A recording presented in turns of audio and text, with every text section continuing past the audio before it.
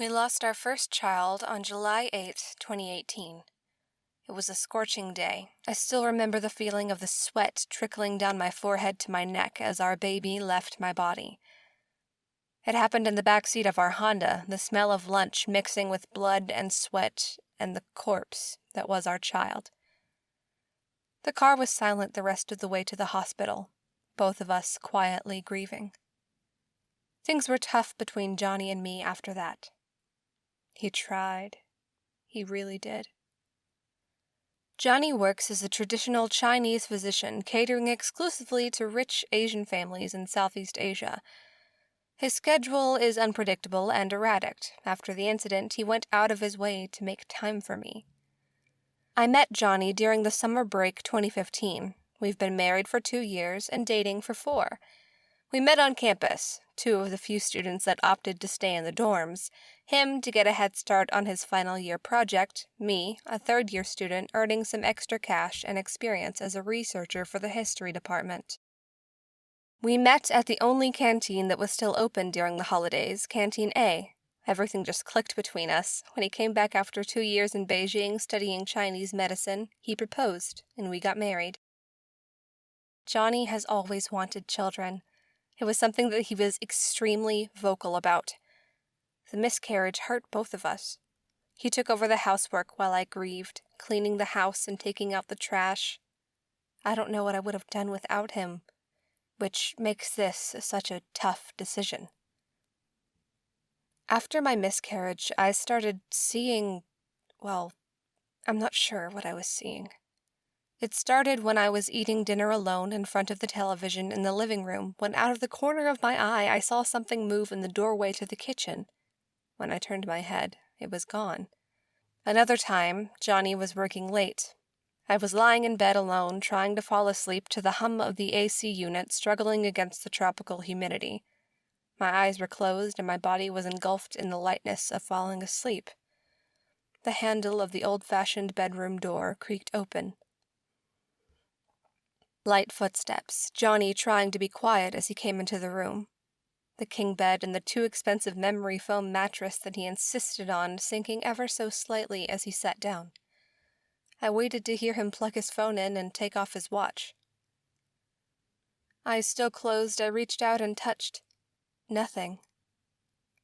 I opened my eyes. There was just nothing but darkness and a slight indentation, as if a toddler had been sitting there, still warm. The hallucinations of a grieving mother, that's what the doctor said. So we started trying again to move away from our loss. We were thrilled when it happened.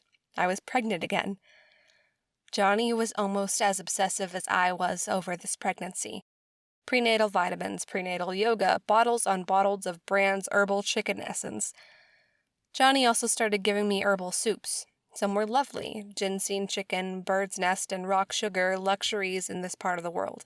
Others were barely edible, black, bitter concoctions double-boiled in a slow cooker for days and days.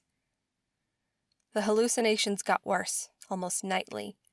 I never told Johnny too much about it. He was elated. I was too happy to burst his bubble of joy. He was a ball of energy, running between his office and home, hiring a midwife, attending maternity care appointments. I was diagnosed with gestational diabetes. Johnny took my blood every day. A tiny pinprick on my index finger that I was too scared to do myself. I felt like the center of his world. We were devastated when it happened again. I was in bed with Johnny, frozen. The shadow at the foot of my bed, slowly inching closer. An indiscernible shape, up the bed, between my legs, then close enough that I could feel the warmth of something, someone. It touched me, my child. I felt it like a skeletal hand, wet and warm right below my belly button. The pregnancy was over in the morning. I retreated, and so did he. This was the second huge blow to our marriage in less than 3 years. Again, he tried to pick up the pieces, cleaning the house, taking care of me. The hallucinations had stopped. Last night, I was lying in bed.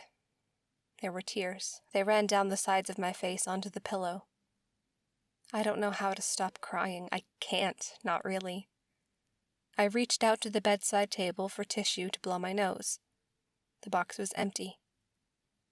Johnny must have forgotten, I thought limply. Nose stuffed, I dragged my feet to the side of the bed to stand up. Out the door, through the hallway to the guest bathroom for more tissues. The hallway was dark, but from under one of the doors a faint red light glowed, like the lamps that older folks kept next to their Buddhist altars. Odd. Johnny should still be at work. It was only 8 p.m. I paused. The door was closed, but not properly shut. I walked closer to it. A faint murmuring, almost a conversation, was happening. With my index finger, I held my breath and slowly pushed the door open. Johnny was standing with his back angled to the door. With the crack, I could hear him. Hey, he was chiding. Remember to share with your younger brother, okay? He was speaking into a jar, one of those medicinal ones that they kept the pickled ginseng in. With the filter of the red light, I couldn't quite see what was in the jar. I pushed the door open about an inch more. I watched in horror as he held a tampon by its string, then lowered it slowly into the water.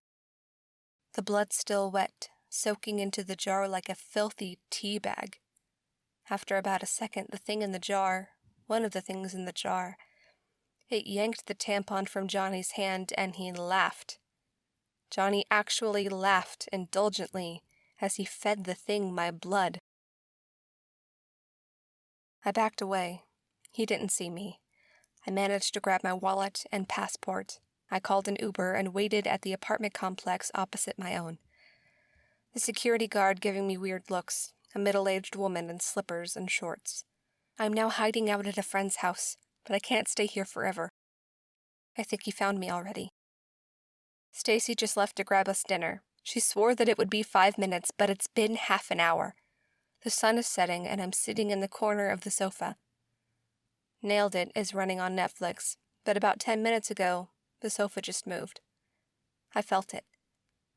The sensation of a child sitting down next to me.